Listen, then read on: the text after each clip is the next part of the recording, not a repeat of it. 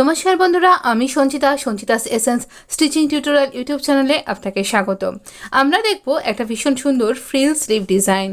যখন অনেক কিছু ডিজাইন কিছুই মাথায় আসছে না বা আপনি খুব বিগিনার্স, তাহলে এই ধরনের একটা ডিজাইন তৈরি করতে পারেন। এই ডিজাইনটার আবেদন চিরদিনের, মানে এটা অনেক পুরনো ডিজাইন। এটাকে অনেক ইংলিশ প্যাটার্ন বিভিন্ন ড্রেসে দেখা যায়, বিভিন্ন রকমের ভিন্টেজ ড্রেসেও দেখা যায়। আমরা এখানে স্লিভটা যতটা, তার থেকে মোটামুটি 5.5 ইঞ্চি 4 ফোল্ডে এক্সট্রা ফ্যাব্রিকের স্ট্রিপ নিয়েছি। এবার এই ফ্যাব্রিকের স্ট্রিপটা দুটো স্লিভের জন্য দুটো নিয়েছি, তার মানে 4 ফোল্ড রয়েছে এটা। তো আলাদা আলাদা করে নিয়েছি আমি ভাগ করে।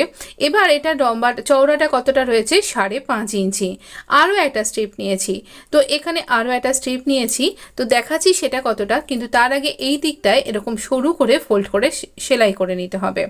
এবার এই যে ফ্রিলটা এটা নিয়েছি, এটাতেও ফ্রিল তৈরি হবে।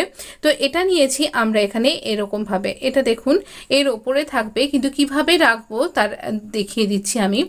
এখানে 2.75 ইঞ্চ আমরা রেখেছি। পয়েন্টের পরে আমরা সাধারণত এভাবেই উচ্চারণ করে থাকি। তো 2.75 ইঞ্চ নিয়েছি, আর এই দেখুন আমি দুটো ধারগুলোতেই এভাবে স্টিচ করে দিয়েছি। যেটা বড় স্ট্রিপ, আমাদের প্রিন্টেড স্ট্রিপ, আমাদের কুর্তির ম্যাচিং কুর্তিরই স্ট্রিপটা, সেখানে আমরা ছোট ছোট করে প্লেট দিচ্ছি। মোটামুটি 1/2 ইঞ্চি করে প্লেট তুলছি আর পাশাপাশি দিচ্ছি, যে কখনোই কিন্তু একটা প্লেটের ওপরে আরেকটা প্লেট চাপিয়ে দিচ্ছি না। পরপর দিতে হবে, আর এই রকম ঘনভাবে দিতে হবে, তবেই দেখতে অতটা ভালো লাগবে। আপনি হালকাভাবে দিতেই পারেন যদি আপনার কাছে ফ্যাব্রিক কম থাকে, কিন্তু আমি এরকমভাবে একটু ডিজাইনার স্লিভ তৈরি করব বলেই একটুখানি বেশি করে ফ্যাব্রিকটা নিয়েছিলাম। একই রকমের স্লিভ পরতে আপনি যদি বোর হয়ে গিয়ে থাকেন, তাহলে এই ডিজাইনটা একবার চেষ্টা করতে পারেন। খুব সহজ, যারা বিগিনার্স তারাও করতে পারবেন। দেখুন এই রকমভাবেই সমান মাপের 1/2 ইঞ্চি করে প্লিট তুলে আমরা পাশাপাশি স্টিচ করে দেব। পুরোটা আমাদের স্টিচ করা হয়ে গেল, না সামনেও কোনো রকম ছাড়াছাড়ির ব্যাপার নেই। এবার আমরা ওই যেটা একটু সরু স্ট্রিপ, যেটা 2.75 ইঞ্চ, সেটাকে এইভাবে হাতের সাহায্যে এইভাবে গ্যাদার ক্রিয়েট করে এইভাবে ফ্রিলটা রেডি করব। তাহলে একটাতে ফ্রিল দিয়ে আমরা ফ্রিল করছি, আরেকটাতে আমরা এইরকমভাবে গ্যাদার ক্রিয়েট করছি। আপনি সুতোকে টেনে নিয়েও করতে পারেন, কিন্তু আমার এটা সবথেকে তাড়াতাড়ি আর সবথেকে সহজ মনে হয়, তাই এটাই করলাম।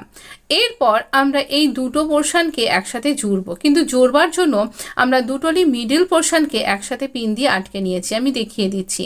তার কারণ আমার এই ছোট স্ট্রিপটা একটুখানি বেশি বড় হয়েছে, কারণ এখানটা আমি অন্য রকমভাবে গ্যাদার করেছি, তাই মাঝখানে পিন দিয়ে আটকে নিয়ে পুরো গ্যাদারটাকে সমান মাপ করে দুদিকে ছড়িয়ে দিয়ে এইভাবে একসাথে দুটোকে স্টিচ করছি। আমাদের স্টিচিং লাইনটা হবে ওই একই সেলাইয়ের লাইনটা, যেটাতে আমরা এই দুটো স্ট্রিপকে ফ্রিল এবং প্লিট আকারে স্টিচ করেছিলাম। এই দেখুন, পিন দিয়ে আটকে নিলে আপনার পক্ষে সুবিধা হবে, যে এটা কোথাও কম বা কোনো দিকে বেশি এরকম ব্যাপারটা ঘটবে না। এইভাবে আমরা এখানে ফ্রিল এবং প্লিটেড দুটো স্ট্রিপকে একই সাথে জুড়ে দেব। এবার আমরা এই দিকটাতেও আটকে নিলাম, যাতে আমি বেশি করে টেনে নিতে না পারি, যাতে একদম ঠিকঠাকভাবে অ্যাডজাস্ট করা যায়। তো এইভাবে পিন দিয়ে কাজ করতে গেলে আপনি একটু সাবধান করে কাজ করবেন, যেন আপনার হাতে না লেগে যায়।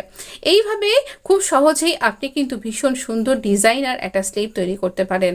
এটা ব্লাউজের হাতাতে, কুর্তির হাতাতে বা বাচ্চাদের স্লিভেও কিন্তু করে দেওয়া যায়, ভীষণ ভালো লাগে আর খুব সহজেই তৈরি করা যায়।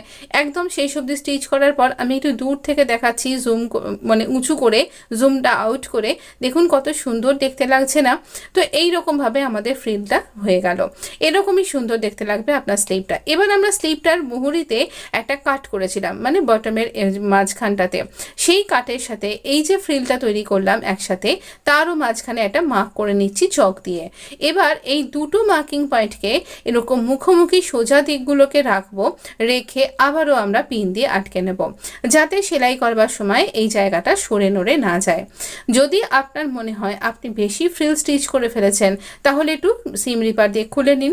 আমার ক্ষেত্রে একদম পারফেক্ট হয়েছিল। আর যদি মনে করেন যে আপনি একটু কম করেছেন, তাহলে একটু ফ্রিল দিয়ে নিন। এইবার আমরা এই একই স্টিচিং লাইন বরাবর এইভাবে স্টিচ করব। এই মাঝখানটায় কিন্তু ছুঁচ ভেঙে যাওয়ার ভয়, তাই পিনটা খুলে নিলাম আবার। এইভাবে আমরা পুরোটা স্লিভের সাথে এই আমাদের ফ্রিলটাকে স্টিচ করে দেব। এত সুন্দর দেখতে লাগে না, এটা পরলে পারে বেল স্লিভটা অন্য রকমের দেখতে লাগে। অনেক রকম বেল স্লিভ আপনার সাথে শেয়ার করব বলেছিলাম, আজকে আরও একটা করলাম। এর কলার নিয়ে কুর্তি ডিজাইনটা আমি এখানে আই বাটনে অ্যাডজাস্ট করে দেবো। আর এছাড়া আপনি কিন্তু ডেসক্রিপশান বক্সে লিঙ্ক পেয়ে যাবেন। তো দেখুন, এবার আমরা এই সেলাইটাকে ওপরের দিকে সরিয়ে দিয়ে এই যে যেটা আমাদের স্লিভের ফ্যাব্রিকটা সেখান দিয়ে একটা টপ স্টিচ করছি। এতে কি হবে, ফ্রিলটা নিচের দিকে বসে যাবে, না হলে উঠে উঠে থাকবে। আর এতখানি মোটা আর চওড়া হয়ে গেছে বলে একটু ভালো করে সাবধান করে ফ্রিলটাকে বসিয়ে বসিয়ে এই ওপরে স্লিভের ওপরে টপ স্টিচ করুন। এবার এই যে স্টিচিং লাইনটা এখানটাতে রয়েছে, এটা থেকে যদিও কটন ফ্যাব্রিক, সুতো তো উঠবে না সেরকমভাবে, তবুও এখানে যাতে শক্তপোক্ত হয়, অনেকখানি ভারী হয়ে গেছে বলে আমি এখানটাতেও আর একটা স্টিচিং লাইন তৈরি করে দিলাম। আপনি ফ্যাশন পট্টি দিয়ে যদি করেন এই ব্যাপারটা, তাহলে এই স্টিচিং লাইনটা হাইড হয়ে যাবে, মানে চলার স্টিচটা হাইড হয়ে যাবে। দেখুন এই রকম সুন্দর দেখতে লাগছে। ফ্যাশন পট্টির কাজ আরও একদিন দেখাবো। ভালো লাগলে লাইক শেয়ার সাবস্ক্রাইব করবেন। ধন্যবাদ বন্ধু, ভালো থাকবেন।